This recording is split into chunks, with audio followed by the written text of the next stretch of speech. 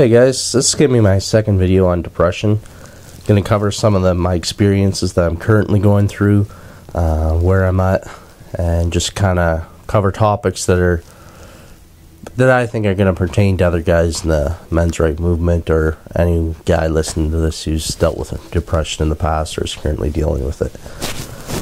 To go over what I was talking about last week, I'm currently in a research program. One of the things I have to do is go off all antidepressants. It's currently been 10 days. I was on an antidepressant for 7 years straight before that. For anyone curious, the antidepressant I was on is Effexor, which is quite a strong drug, and the physical symptoms even coming off the drug are often quite severe, or just very interfering with your life. Me personally, I was pretty lucky actually.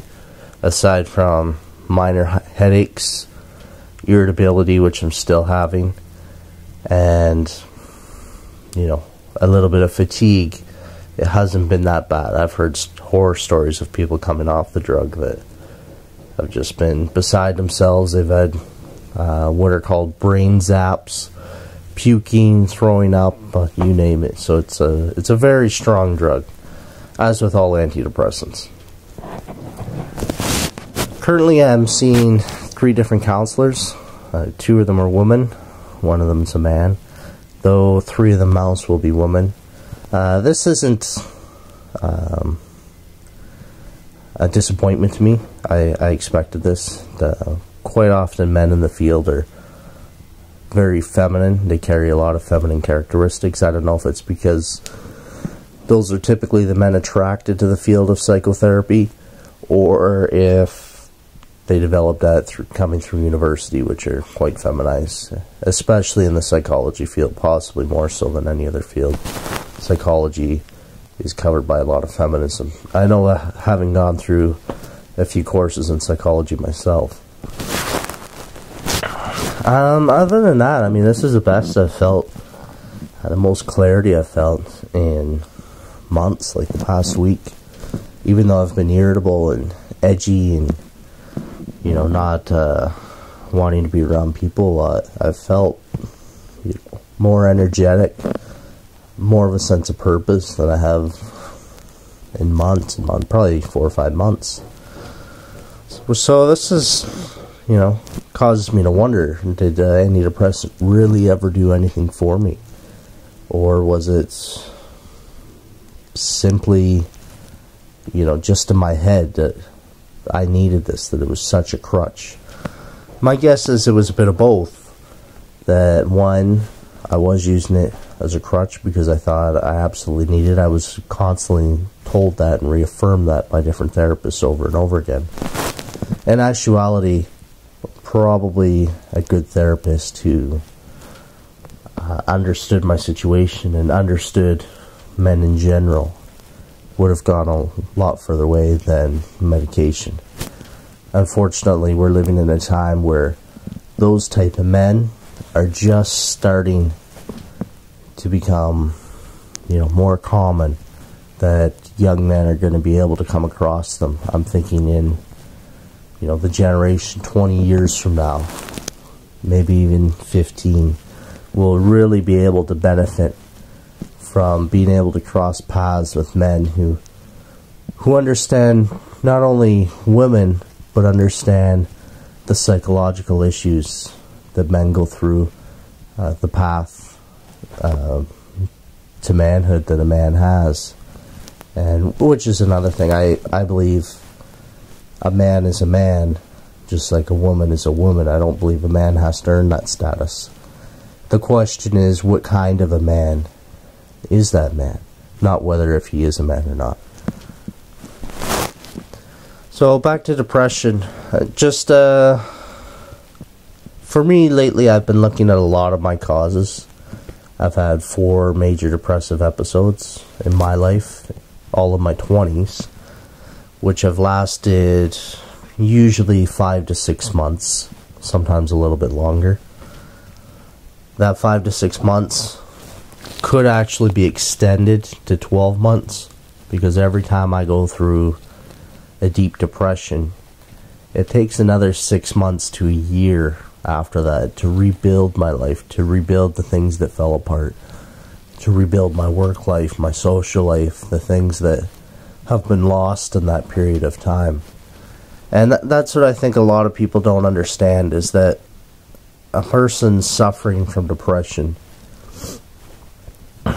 they often feel that such sense of loss because there's large gaps of time that are almost unaccounted for, where you don't know where they went.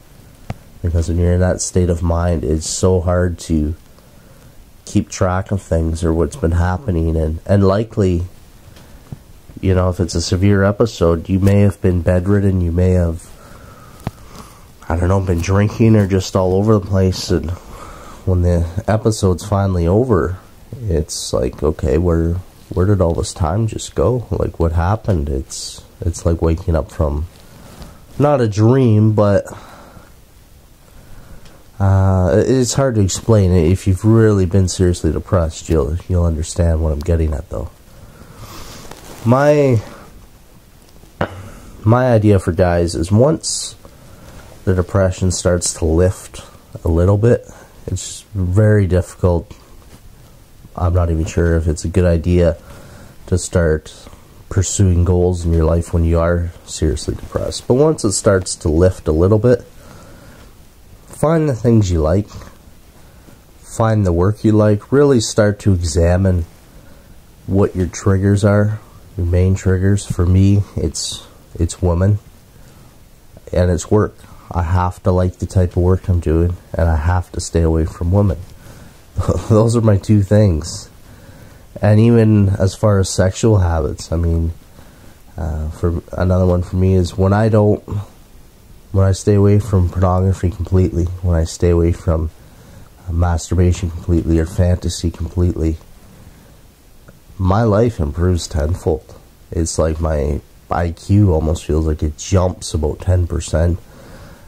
My assertiveness in life, my overall happiness and sense of purpose just jumps. My confidence jumps. And we're taught the exact opposite, that the sex is going to make us feel like a man and this and that. And it's the complete opposite. When I go without sex, I feel like more of a man than I've ever felt. And there's been periods of time in my life where I had, could have dated 2 or 3 women a week.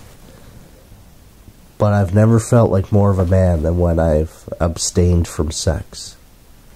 And that's something very powerful. For example, as fucked up as he was, the first 5 years of Mike Tyson's professional career, actually the last 2 as an amateur and the first 3 as a professional, Mike Tyson didn't have sex with any woman. And that's something that's rarely brought up, or that very few people know. And you see what he was able to do. And I'm not saying sex is the only thing that ruined his career, but I guarantee you it was one of the top 2 things. So for guys, if you're just starting to come out of that depression, find things you like, find people you like. Don't do things just because you think you have to or you should. If you don't care if you have a messy car, then fuck it, keep your car messy. If you don't like your job and you're making 50 grand and it makes you miserable, but there's something else you do like where you could make 40 grand and you think you'd be happier, then examine that. I mean, that may be the option.